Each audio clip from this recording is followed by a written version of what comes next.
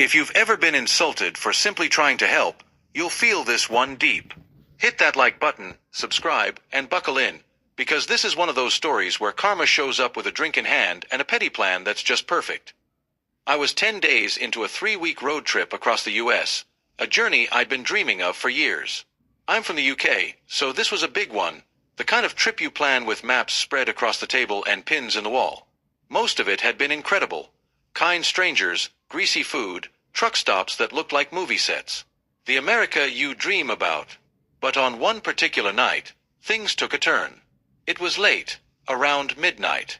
My friends and I were downtown, trying to figure out which bar we'd head to next.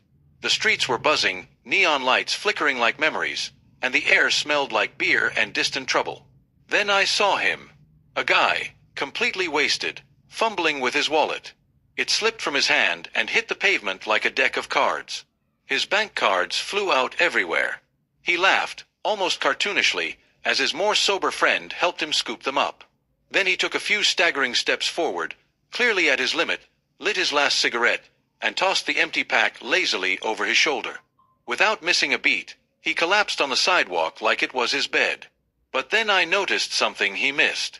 A small rectangular card, glinting faintly in the streetlight, his driver's license.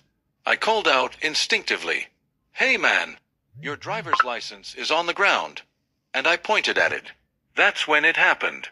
Without even looking at what I was pointing at, he yelled back with venom in his voice, "That's a cigarette packet. F*** off back to England. You fing F***T. I froze. For a moment, I couldn't believe what I'd heard. Not just the slur, though that was bad enough, but the sheer unprovoked nastiness of it all. I was trying to help. And in return, I got told to go back to my country like I was some stray dog, and insulted in a way that felt designed to cut deep. There was a pause. Not just on the street, in my chest. I could feel the heat rising in my face, not from shame, but from that bubbling cocktail of anger and disbelief. And that's when it hit me. If I'm going to F*** off back to England, I'll need a souvenir. ***. I bent down, picked up the driver's license, slid it into my pocket, and turned away. No yelling. No confrontation. Just poetic justice. 2 minutes later, I noticed someone sprinting toward me. It was the friend, the more sober one, and his face said everything. He was clearly the reasonable one of the two.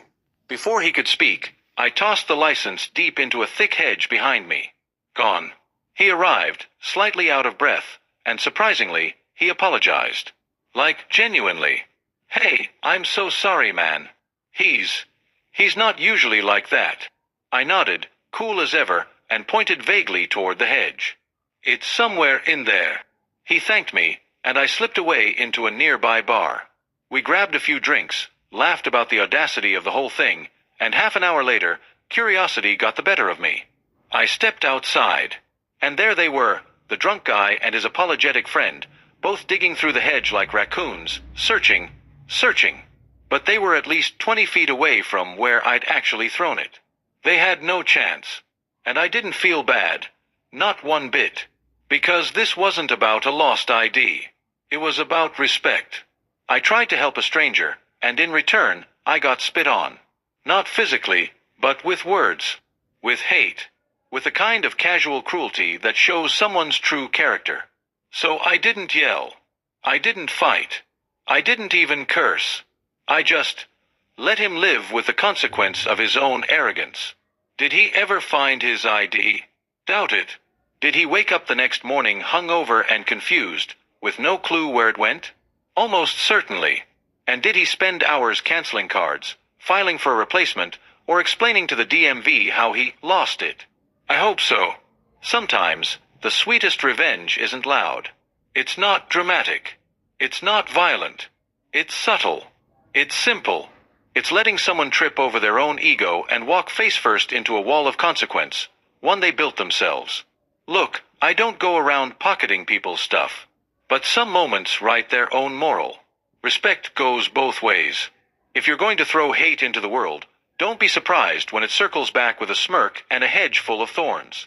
If that story gave you chills, or made you grin just a little, hit that like button. Drop a comment and tell us, what's the most satisfying petty revenge you've ever pulled off? And of course, subscribe for more stories where justice comes in unexpected and hilarious ways.